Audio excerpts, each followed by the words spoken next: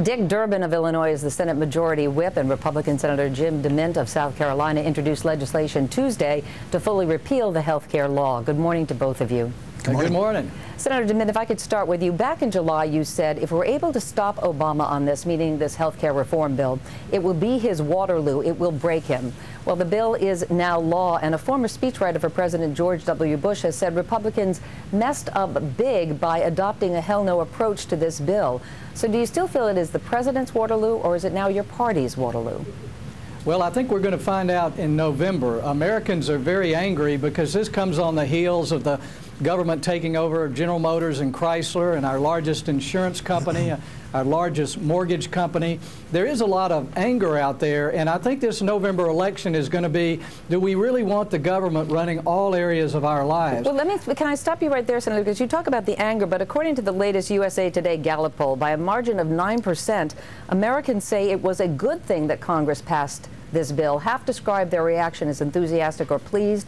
48% call the bill a good first step. So who is out of touch with the public, the Democrats or the Republicans? Well, we would expect a hype, with all the hype and propaganda, that we would get a bump. But I think as people understand, just as we're seeing this week, and there's not money in this bill to pay doctors to see our senior citizens in Medicare. They're trying to pass a separate bill this week just to make those payments for one more month.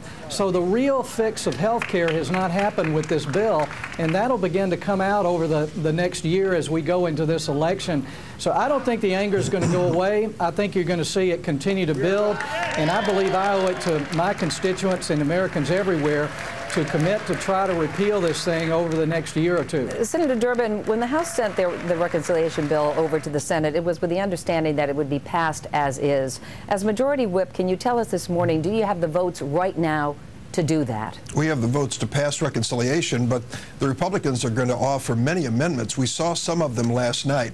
Now, this is a bill about budget deficit reduction and health care reform, and one of the Republican amendments wants a public referendum in the District of Columbia on gay marriage.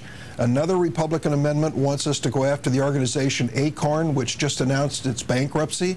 Another amendment says no prescription Viagra for rapists. I mean, when you go through this long list, you say common sense tells you this is a political exercise for too many on the other side of the aisle. But how do Democrats vote against those amendments without enraging their constituents back home who will be voting in November? We're going to tell our people back home that it's time to govern, it's time to lead, it's time to address important issues. The underlying bill, for example, makes sure that health insurance is going to be more affordable for people who are working.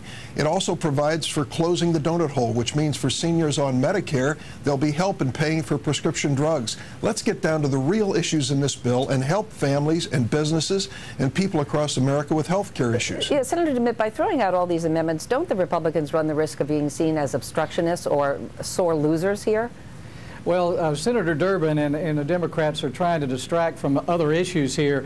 I mean, this is another takeover bill. They're taking over the whole student loan program and asking our students through higher interest rates to help fund this health care bill. And it also takes more from Social Security. So they're talking about a few amendments and hoping that Americans don't notice that this is another power grab, it's another tax increase, it's another attack on the entitlements that we owe our seniors from Social Security and Medicare. So we're going to bring these issues up today and tomorrow, as long as we can keep this debate going so Americans can see what's being done here. That's one of the real frustrations that Americans have, is that so much of this has been done behind closed doors. People don't know what's in the bill. We're going to do everything we can to make sure people know what they're getting into, and they know that we're committed to repeal it. Yesterday, Senator McCain said, or on Monday, I'm sorry, he said that he would not cooperate with the administration for the rest of the year because of what happened with health care reform.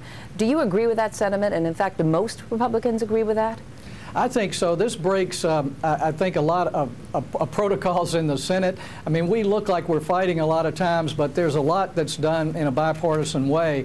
I think using all these procedures and kickbacks and everything have broken that, and I'm glad to hear Senator Graham and others saying that they're not going to work with the president on his big agenda to continue to take over areas of our economy and our culture. So, Senator Durbin, does this mean that this is the end of bipartisanship, and are the Democrats willing to go it alone from this point on? For some on the other side of the aisle, I'm afraid bipartisanship hasn't started with this president. As Senator DeMint said himself, the object behind the health care debate was to break the presidency. America doesn't want a broken presidency. They want a president who's going to work with both parties. President Obama has reached out to the Republican side of the aisle as well as Democrats. And look at the bill that Senator DeMint just spoke about. He's talking about our attempts to end an $8 billion a year subsidy to banks on the backs of students across America. We want to eliminate this government subsidy to banks because it adds to the cost of student loans. From Senator DeMint's point of view, that's a government takeover. We're going to have to leave it at that, Senator Durbin. Thank you so much, Majority Whip Durbin and Senator Jim DeMint. Thank you for your time this morning. Thank you. This debate is far from over.